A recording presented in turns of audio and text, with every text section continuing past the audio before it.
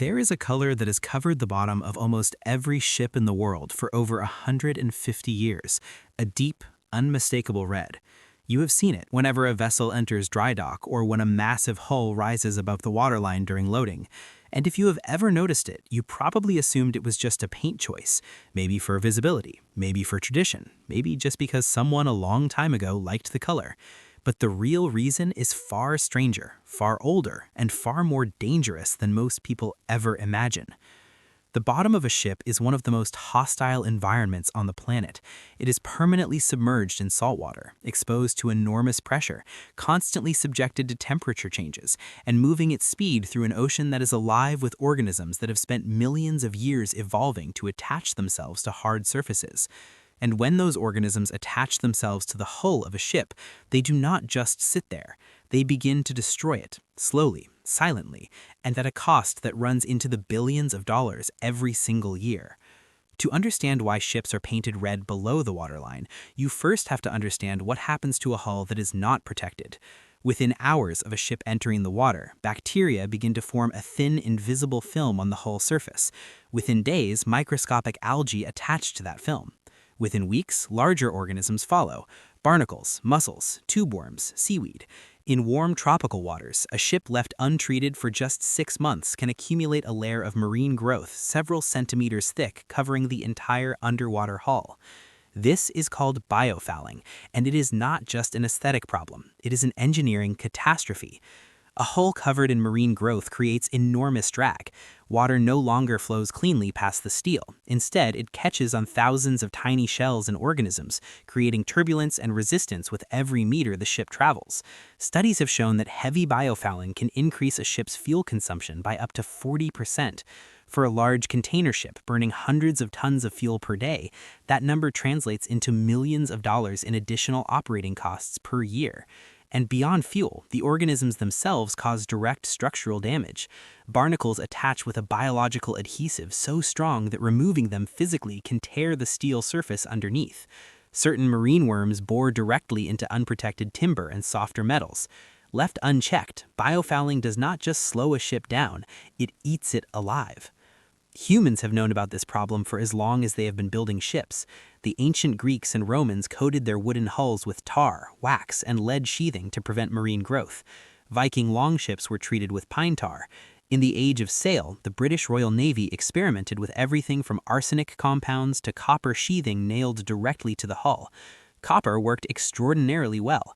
It turned out that copper ions released slowly into the water around the hull created an environment that was toxic to marine organisms. Barnacles and algae could not attach to a copper-treated surface without dying.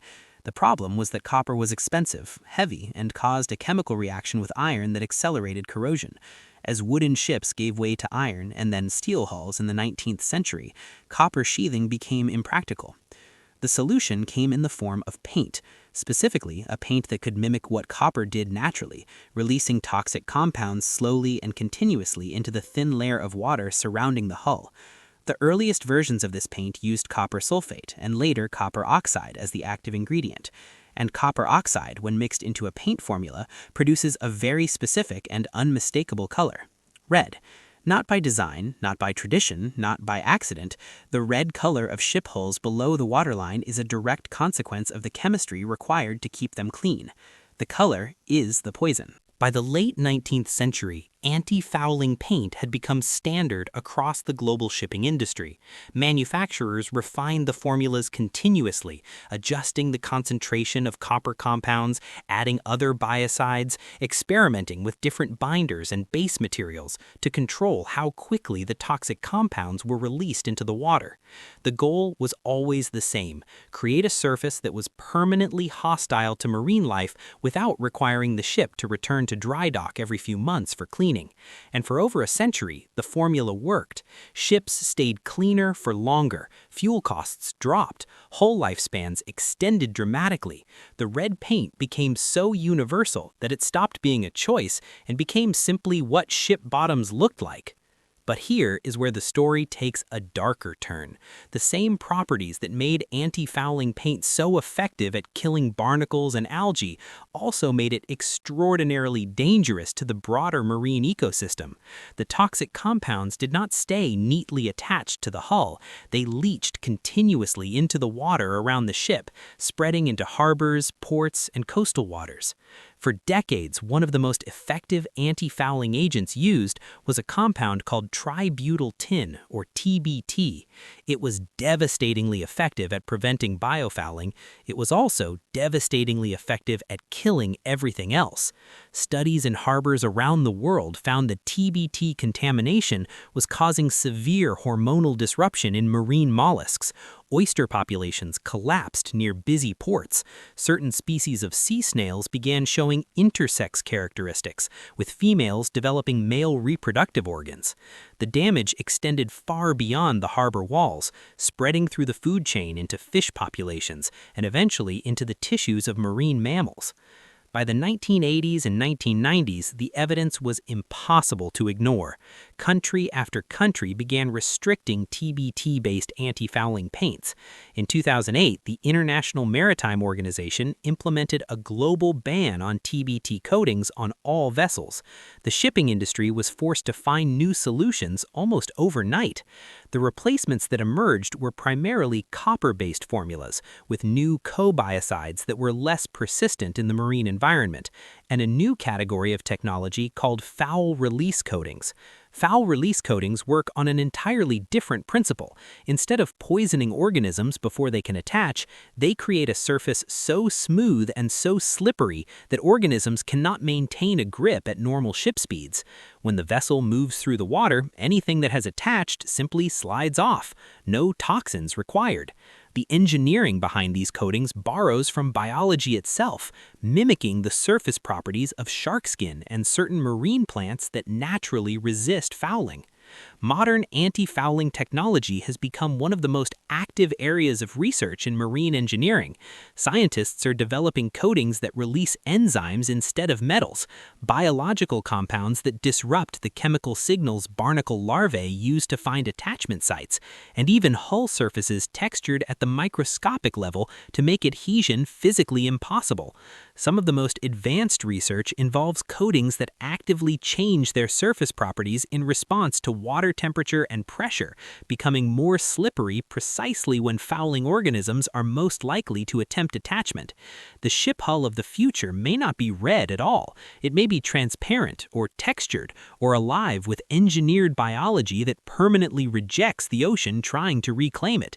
But for now, in ports and dry docks around the world, the hull below the waterline is still overwhelmingly red, partly because copper-based anti-fouling paint is still the most cost-effective solution available at scale, partly because the infrastructure, the supply chains, the application equipment, and the maintenance schedules of the entire global shipping industry are built around it, and partly because of something more subtle. In an industry defined by risk, tradition carries real weight. A color that has protected ships for 150 years is a color that ship owners trust. The red is not just chemistry anymore. It is institutional memory. It is the accumulated experience of every vessel that crossed an ocean and came back with a clean hull. So the next time you see a ship in dry dock or a hull rising above the waterline in a loading port, look at that red band and understand what you are actually seeing. You are seeing the reason global trade is possible at scale. You are seeing a solution to a biological problem that has threatened ships since the first moment a wooden hull touched salt water. You are seeing chemistry, history, ecology, and engineering all compressed into a single layer of paint a few millimeters thick, a color that was never chosen for beauty, a color that exists for one reason only: to keep the ocean from winning. If this changed the way you see ships and ports, give the video a like and share it with someone who has never thought twice about that red paint. And subscribe to Simple Things, Surprising Histories for more stories about the hidden engineering behind the everyday world, because the most ordinary things almost always hide the most extraordinary explanations.